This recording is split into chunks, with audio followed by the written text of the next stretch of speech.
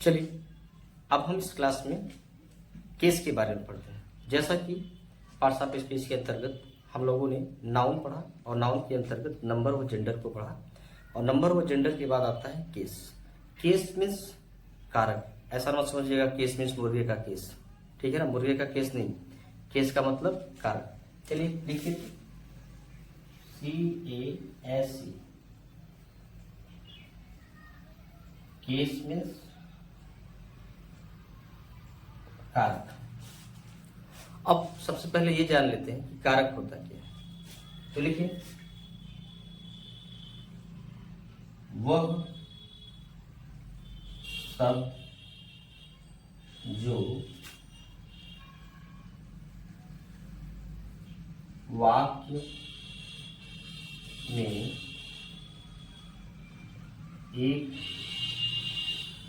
Noun या संज्ञा कह लीजिए, संज्ञा का संबंध दूसरे शब्द से बताता है, वह केस या कारक होता है। ठीक समझ में आया? देखिए केस मीन्स कारक और कारक की पहचान वह शब्द जो वाक्य में एक नाउन अर्थात संज्ञा का संबंध दूसरे शब्द से बताता है, वह केस कारक होता है।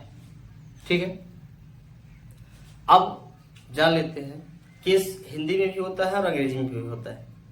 तो हिंदी में निम्नलिखित 8 प्रकार के केस होते हैं। मैं ऐसे ही बता देता हूं आपको। हिंदी में जो केस होते हैं, पहला होता है केस का हिंदी कारक अर्थात कर्ता कारक, दूसरा कर्म कारक, तीसरा करण कारक, चौथा संप्रदान कारक, पांचवा अपादान कारक, छठवां संबंध कारक, सातवां अधिकरण कारक, आठवां संबोधन कारक। परंतु अंग्रेजी में केस निम्नलिखित 3 प्रकार के होते हैं। कितने? 3। तो चलिए हम पढ़ रहे हैं क्या इंग्लिश, तो इंग्लिश में हम लोग कितने प्रकार के पढ़ेंगे केस? 3 प्रकार के। कौन कौन होता है? चलिए पहला यहां पे लिखिएगा केस अंग्रेजी में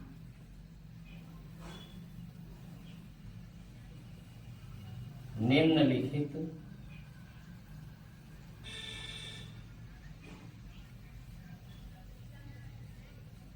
तीन प्रकार का होता है या 3 प्रकार के होते हैं। 3 प्रकार के होते हैं। चलिए पहला आपका होता है सब्जेक्टिव केस।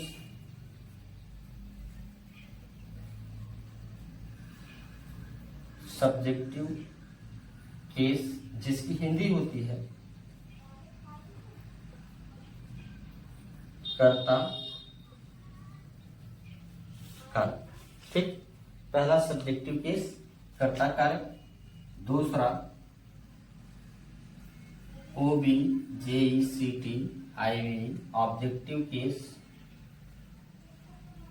जिसकी हिंदी होती है कर्म कारक। ठीक, तीसरा POSSESSIV पजेसिव केस। ठीक है, POSSESSIV possessive case, CASE possessive case की हिंदी होती है संबंध कारक।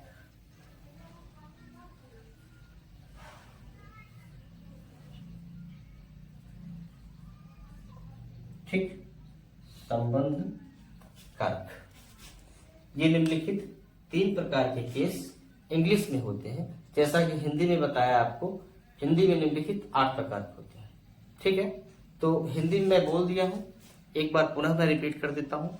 हिंदी के केस को आप जान लीजिए और अंग्रेजी के केस को ऑलरेडी हमने बोर्ड पर लिख ही दिया है। ठीक है, चलिए हिंदी के केस जो होते हैं वो होते हैं इस प्रकार से: कर्ता कारक, कर्म कारक, करण कारक, संप्रदान कारक, अपादान कारक, संबोधन कारक, अधिकरण कारक व संबंध कारक। ठीक है, ये निम्नलिखित 8 प्रकार के केस हिंदी में होते हैं। चलिए इसको आप लिखिए, उसके बाद फिर हम लोग पढ़ते हैं रूल्स ऑफ केस, अर्थात केस के नियम। चलिए इसको लिखिए।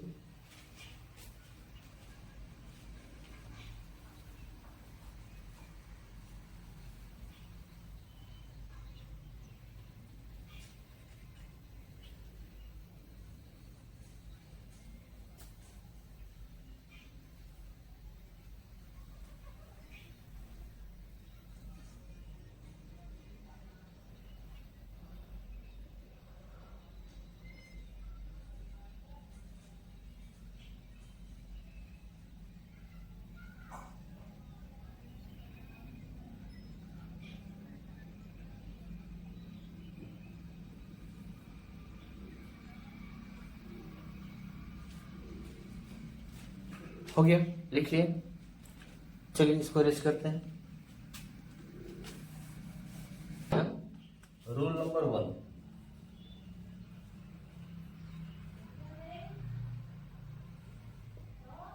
Rule number 1,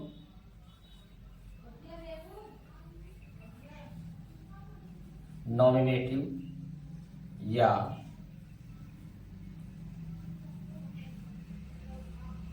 subjective case. ठीक है, नॉमिनेटिव या सब्जेक्टिव, जैसा कि ऑलरेडी हमने बताया सब्जेक्टिव का मतलब होता है सब्जेक्टिव केस में होता है कर्ता कारक, A nominative equal to subjective. ठीक है, nominative equal to subjective. Nominative का अर्थ भी क्या होता है? सब्जेक्टिव अर्थात कर्ता कारक, और जब ऐसे हम कह सकते हैं नॉमिनेटिव केस कर्ता कारक है, सब्जेक्टिव केस कर्ता कारक। ठीक है, चलिए अब इसके आगे लिखिए। जब कोई नाउन या प्रोनाउन, प्रोनाउन मीन्स सर्वनाम, नाउन मीन्स संज्ञा, वाक्य में कर्ता का कार्य करते हैं तो वे सब्जेक्टिव या नॉमिनेटिव केस में होते हैं। ठीक, फिर से देख लीजिए। रूल नंबर 1 में क्या कह रहा है? नॉमिनेटिव या सब्जेक्टिव केस, जब कोई नाउन या प्रोनाउन वाक्य में कर्ता का कार्य करते हैं, वाक्य में कर्ता का कार्य करते हैं, बिंदु लगाए छोटा सा है, तो वे सब्जेक्टिव या नॉमिनेटिव केस में होते हैं। लिख रहा है में होते हैं। ठीक है, होते हैं। ठीक, एग्जाम्पल लिखिएगा। हमने कहा राम गोज टू स्कूल। अब आप देख सकते हो इस वाक्य में मुख्य रूप से राम की बात किया है, और इसमें जो जाने का कार्य हो रहा है कौन कर रहा है? राम। तो राम क्या हो जाएगा? सब्जेक्टिव केस, सब्जेक्टिव या nominative.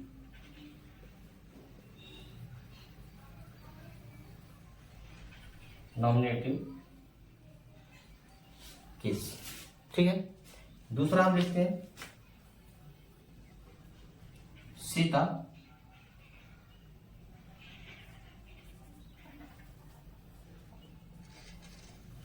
Rights a letter. Sita writes a letter. इस वाक्य में देखते हैं तो मुख्य रूप से ये लिखने का कार्य कौन कर रहा है? सीता। कार्य कौन कर रहा है? सीता। सीता क्या हो जाएगा? नॉन सब्जेक्टिव या नॉमिनेटिव केस। ठीक है, ब्रैकेट में आप यहाँ पे लिख लीजिएगा नॉमिनेटिव या सब्जेक्टिव केस। चलिए इन दो वाक्यों के साथ साथ जो रूल नंबर 1 की रूल है इसको आप लिख लीजिए। फर्स्ट से लिखिए दूसरा रूल नंबर।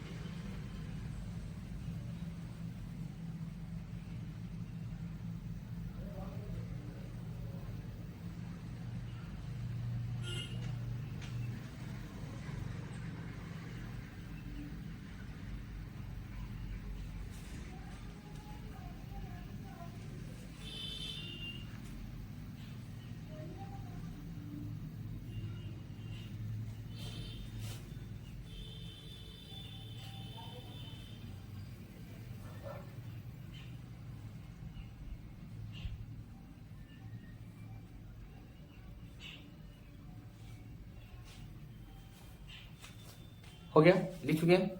चलिए इसको रेज करते हैं। चलिए आप लिखिएगा नोट, एक नोट लिखिएगा। चलिए नोट में लिखिए प्राय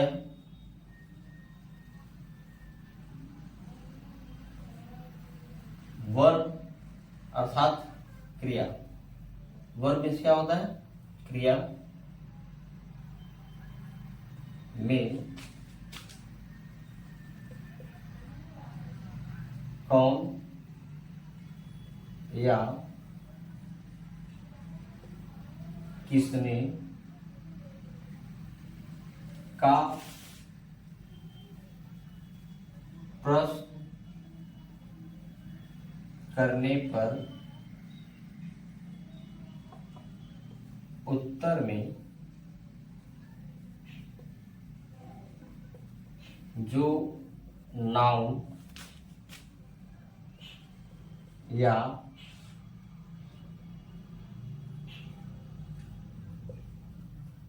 प्रोनाउन प्राप्त होता है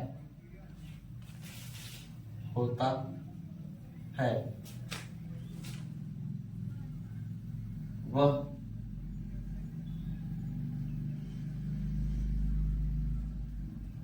नॉमिनेटिव या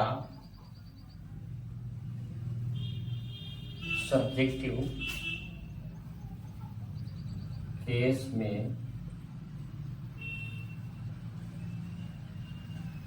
होता है।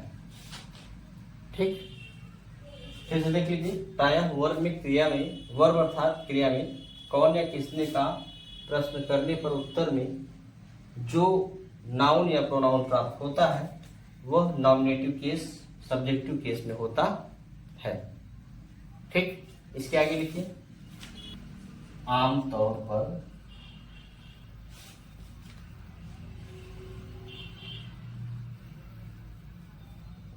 सब्जेक्टिव केस अर्थात नॉमिनेटिव भी है, सब्जेक्टिव केस या नॉमिनेटिव केस प्रायः अपने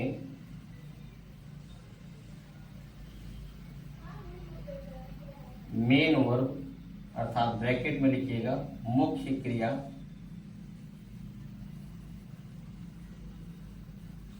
की, मुख्य क्रिया ब्रैकेट में की पहले आता है परंतु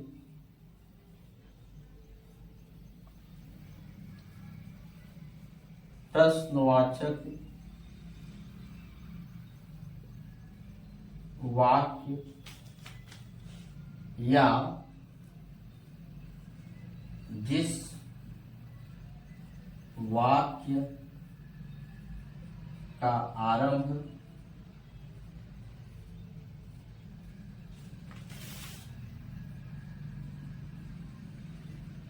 देयर या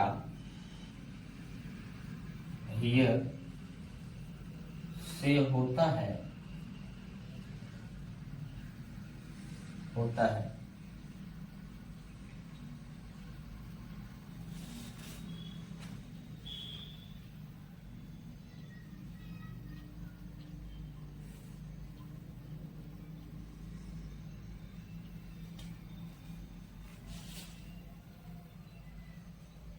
उनमें वर्ब अर्थात क्रिया के बाद में आता है। ठीक, इसे देखिएगा, यहां से देखिएगा, यहाँ प्रायः, यहाँ पे नहीं, सॉरी, यहाँ आमतौर, यहाँ पे देखिएगा, आमतौर पर, आमतौर पर सब्जेक्टिव केस प्रायः अपने मेन वर्ब मुख्य क्रिया के पहले आता है, परंतु प्रश्नवाचक वाक्य या जिस वाक्य का आरंभ देयर या हियर, सिंगल इन्वर्टेड कॉमा में लिखेगा, हियर से होता है, उनमें वर्ब क्रिया के बाद, वर्ब अर्थात ये क्रिया के बाद में आता है। ठीक है, एग्जाम्पल लिखिएगा, जैसे हम कहें देयर वाज अ किंग। अब देखिए देयर वाज अ किंग, इसमें ये वर्ब है और अ किंग आपका क्या है, सब्जेक्ट। अब देख सकते हैं कि आप वर्ब के बाद देयर से आरंभ हुआ और वर्ब आया, ये सब्जेक्ट के रूप में हुआ देयर, फिर वाज, फिर सब्जेक्ट क्या है, अ किंग। इसका हिंदी क्या हो जाएगा, एक राजा था। तो मुख्य रूप से किसकी बात हो रही है, राजा की बात हो रही है, किंग की बात हो रही है। तो आप देख सकते हैं सब्जेक्ट कहां पे आया, वर्ब के बाद। सेकंड लेते हैं, जैसे हमने लिखा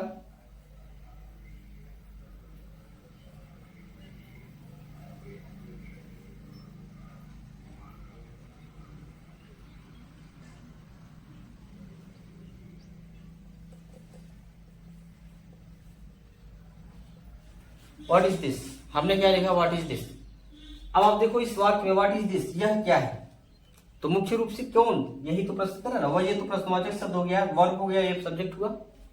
हम ऐसे भी कह सकते हैं, जैसे यह क्या है, इसकी हिंदी हो जाएगी, हमने लिखा fair is he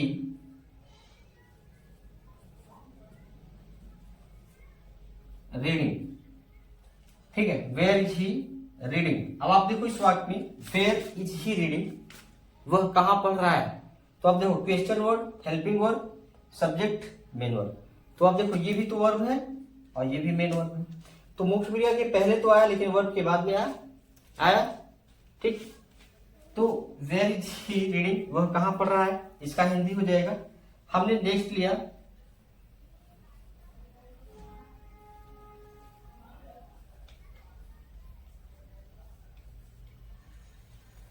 here is a child, यहाँ एक बच्चा है, हियर इज अ चाइल्ड। देखिए हियर ये आपका क्या हुआ, वर्ब और चाइल्ड। तो मुख्य रूप से बच्चे की बात हो रही है इस वाक्य में, तो सब्जेक्ट कौन हुआ, अ चाइल्ड। ठीक ना, तो देखिए ये सब्जेक्ट हुआ आपका, जो आया कहाँ है, वर्ब के बाद। इसमें आपका जो सब्जेक्ट हुआ ये ही हुआ, ये सब्जेक्ट हुआ, आया कहाँ है, वर्ब के बाद। इस वाक्य में देखिए, सॉरी, हाँ इसमें भी वर्ब के बाद, इसमें भी देखिए ये सब्जेक्ट है आपका, आया कहाँ है, वर्ब के बाद। ठीक है, चलिए इसको नोट कर लीजिए।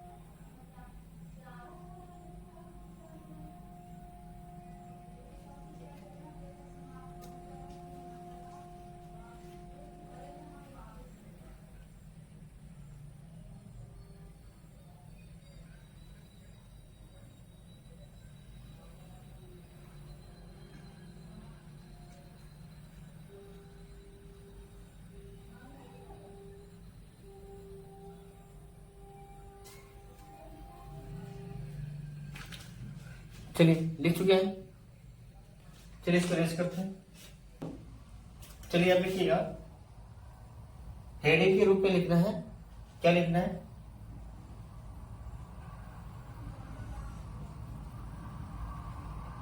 नॉमिनेटिव या सब्जेक्टिव केस का प्रयोग निम्न प्रकार से करते हैं। ठीक है, क्या लिखना है आपको, नॉमिनेटिव और सब्जेक्टिव केस का प्रयोग निम्न प्रकार से करते हैं। पहला नंबर 1 लिखिएगा, सब्जेक्ट टू द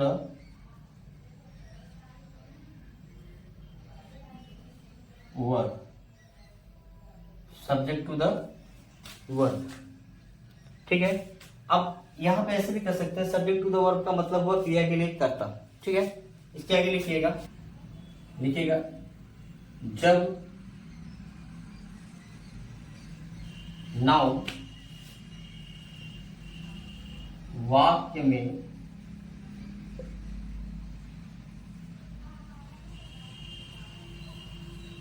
कर्ता के रूप में कार्य करता है तो वह subject to the verb, subject to the verb होता है। ठीक है, चलिए लिख देते, सब्जेक्ट टू द वर्ब, जब नाउन वाक्य में कर्ता के रूप में कार्य करता है तो वह सब्जेक्ट टू द वर्ब होता है। नाउ राइट एग्जाम्पल,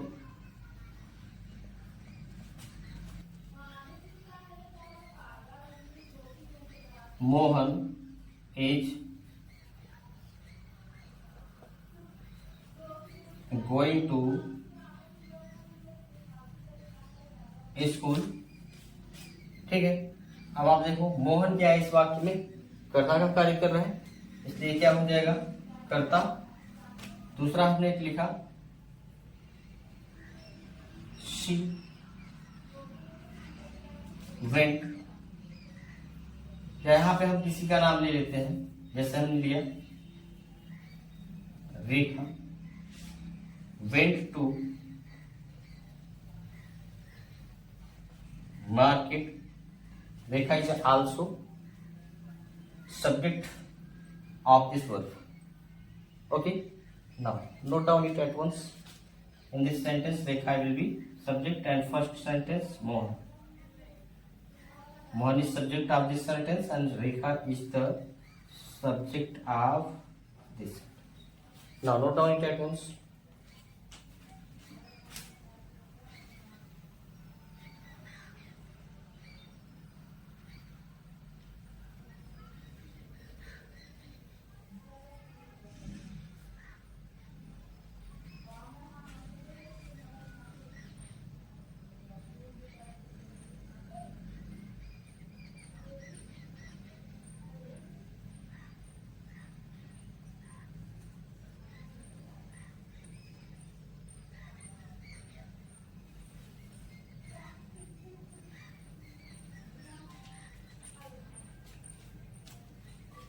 हो गया, लिख चुके हैं, चलिए इसको रेज करते हैं।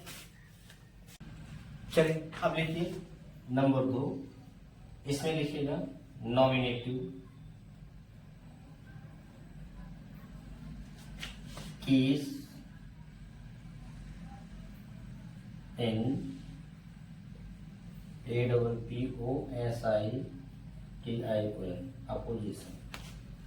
ठीक, नॉमिनेटिव केस अर्थात कर्ता कारक, इन अपोजिशन विरोध में। ठीक है, अर्थात विरोध में नॉमिनेटिव केस।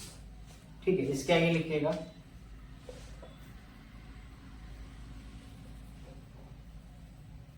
जब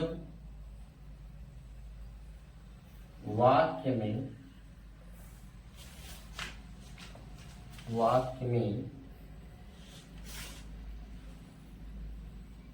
एक क्रिया के लिए दो कर्ता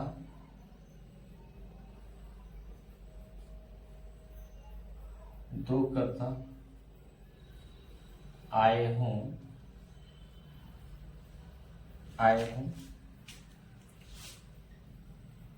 और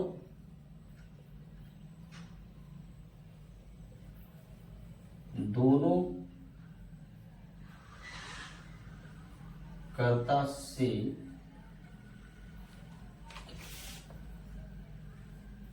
किसी एक व्यक्ति या वस्तु का बोध हो तो दूसरे कर्ता को पहले कर्ता का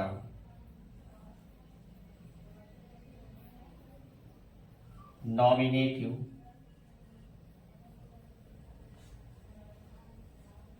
केस कहते हैं।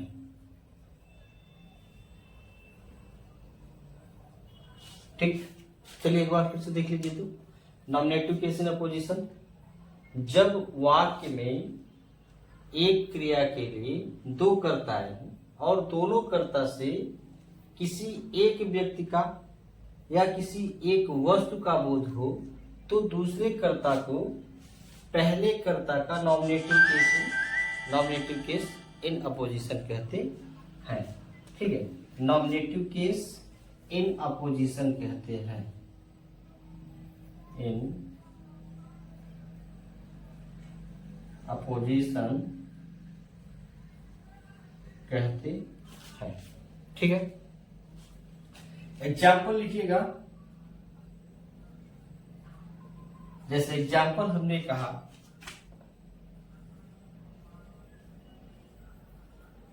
रावण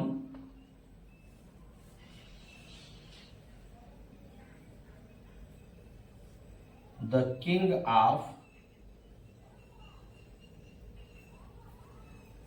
लंका।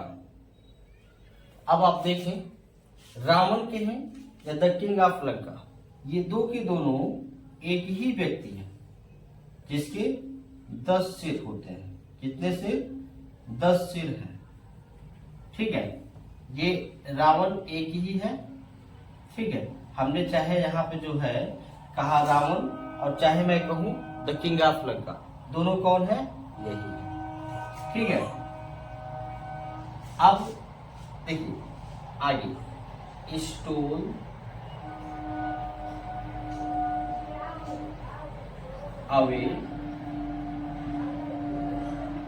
सीता। अब आप देखिए वाक्य में रावण यही है, द किंग ऑफ लंका यही है। अब इन दोनों कर्ताओं के लिए एक क्रिया आया, वो क्या है? Stole away Sita. ठीक है, तो इस वाक्य में रावण ये द किंग ऑफ लंका का क्या हो जाएगा? नॉमिनेटिव केस इन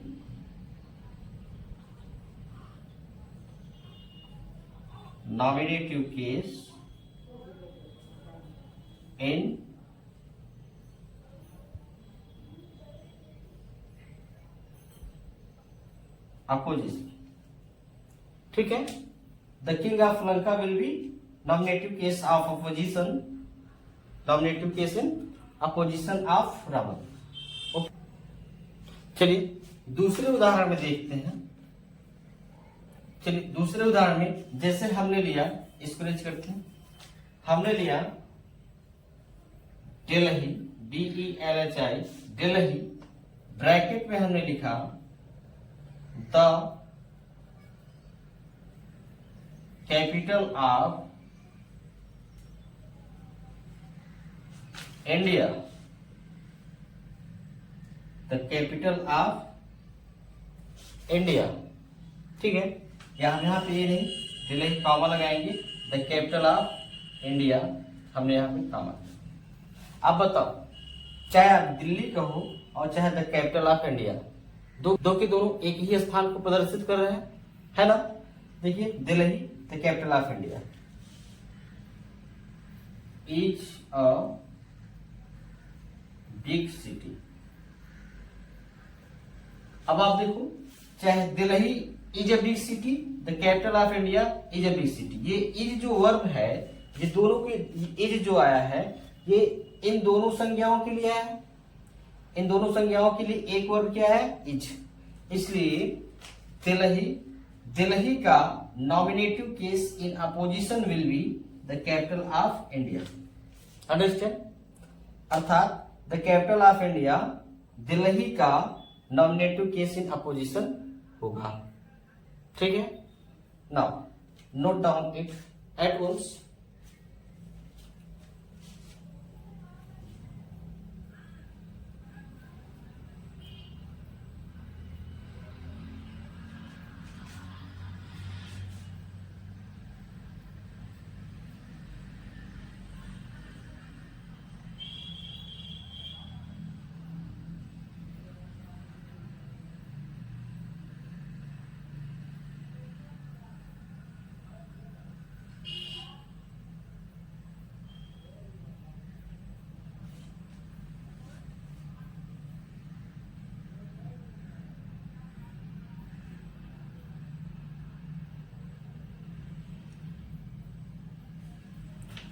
चलिए लिख चुके हैं, अब इसको रेज करते हैं। नाउ राइट नेक्स्ट नंबर 10, लिखिएगा NOMINATIVA, nominative absolute, ABSOLUTE, nominative absolute. Absolute means होता है पूर्ण और नॉमिनेटिव मीन्स क्या होता है, कर्ता, अर्थात पूर्ण कर्ता। ठीक है, चलिए अब इसके बारे में लिखते हैं। लिखिएगा, जब कोई नाउन अर्थात संज्ञा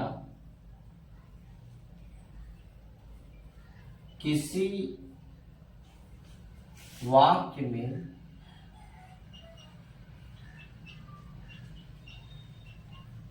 अन्य दूसरे शब्दों से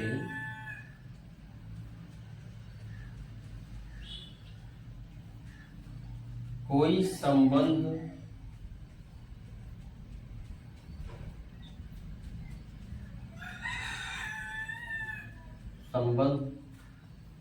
न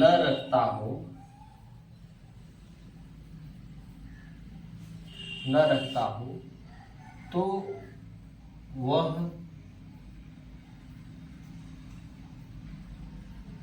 nominative absolute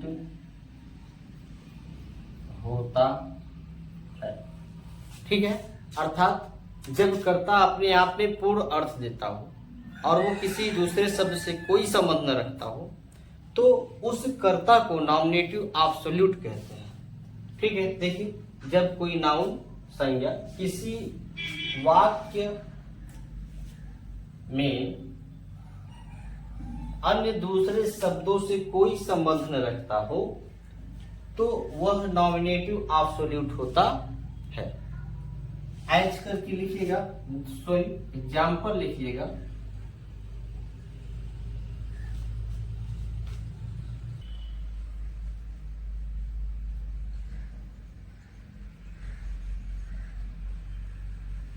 the sun having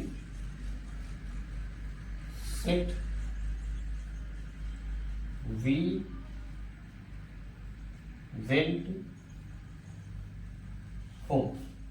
अब आप देखिए द सन, सूर्य, हैविंग सेट, छिप रहा था, वी वेंट होम, हम घर चले गए। ठीक है, तो इस वाक्य में आप देखो द सन से किसी से मतलब है। ठीक है, तो इस तरह से द सन आपका क्या हो जाएगा, नॉमिनेटिव एब्सोल्यूट। दूसरा है God willing, she will be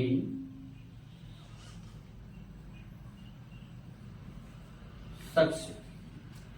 ईश्वर ने चाहा, गॉड विलिंग अर्थात ईश्वर की इच्छा हुई, सी विल बी सक्सेड।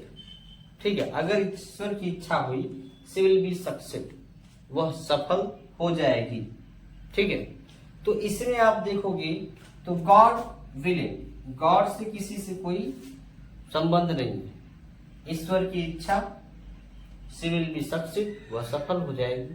ठीक है, तो इनमें द सन और गॉड क्या हो जाएंगे, नॉमिनेटिव एब्सोल्यूट।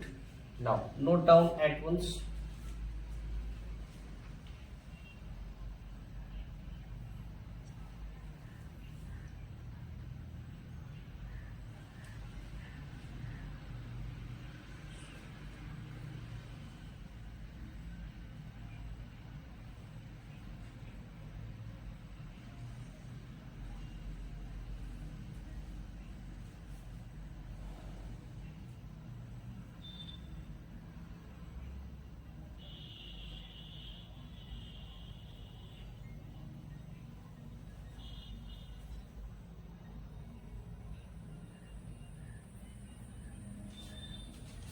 हो गया, लिख चुके हैं। चलिए इसको रेस करते हैं। चलिए अगला नंबर लिखिएगा, नंबर 4 में लिखिएगा नॉमिनेटिव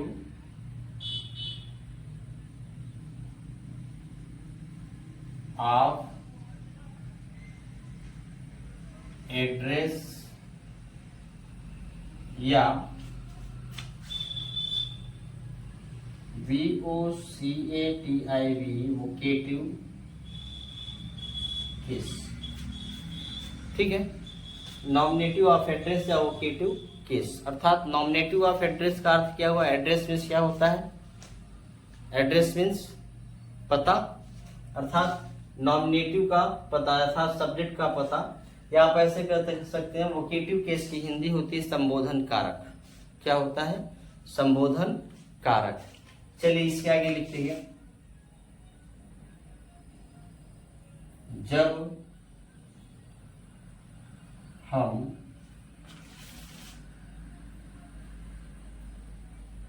किसी एक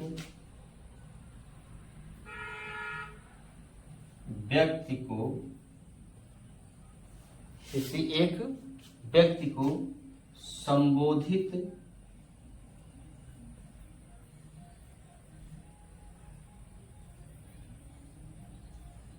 या पुकार कर बुलाते हैं तो उस संज्ञा को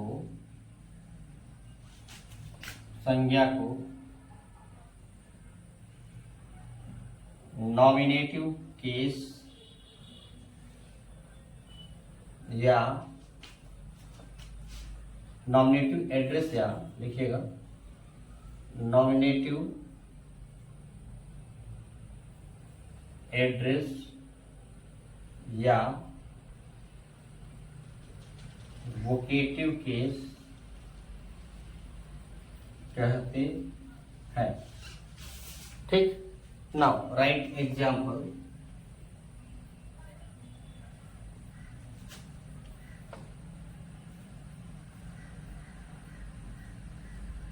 Mahesh comma stand up at once. ठीक, हमने कहा Mahesh stand up at once, तुरंत खड़े हो जाओ। स्टैंड अप ऊपर, तुरंत ऊपर खड़े हो जाओ। ठीक है, तो यहां पर हमने महेश को क्या किया, संबोधित करके बुलाया। जैसे मान लो क्लास में कई लड़के बैठे हुए हैं, अब क्लास में कई लड़के बैठे हुए, मैंने कहा, मैंने किसी एक छात्र का नाम लिया, मानो मैंने कहा शो मी योर नोटबुक माला। क्या मैंने कहा, शो मी योर नोटबुक माला। माला अपनी कॉपी मुझे दिखाओ। तो इसमें मैंने माला को क्या किया, संबोधित किया, पुकारा, अर्थात उसको पता चलाया कि मैंने तुमको बुलाया। ठीक है, तो यहां पे पहले में आप देखो महेश और दूसरे में इसमें माला। क्या है आपका नॉमिनेटिव एड्रेस, आप यहां पे कह सकते हो नॉमिनेटिव ऑफ एड्रेस, या आप कह सकते हो वोकेटिव केस नाउन। ठीक है, वोकेटिव केस का ये सब्जेक्ट, महेश सब्जेक्ट है इसमें, दूसरे में क्या है, माला। ठीक है, तो एक और बात मैं बता दूं, आप इसको याद रखिएगा कि वोकेटिव केस की संज्ञा वाक्य में जब हम पहले लिखते हैं वाक्य में, तो वोकेटिव केस की संज्ञा के बाद कॉमा लगाते हैं, और वाक्य में जब अंत में लिखते हैं तो वाक्य इस सब्जेक्ट के अर्थात जो नाउन होगी संज्ञा के पहले कॉमा लगाते हैं। जैसा यहाँ पे देखिए महेश, महेश के बाद कॉमा लगा, यहाँ पे माला, माला अंत में आई तो माला के पहले कॉमा लगा। ठीक, समझ गए ना? चलिए इसको नोट कर लीजिए।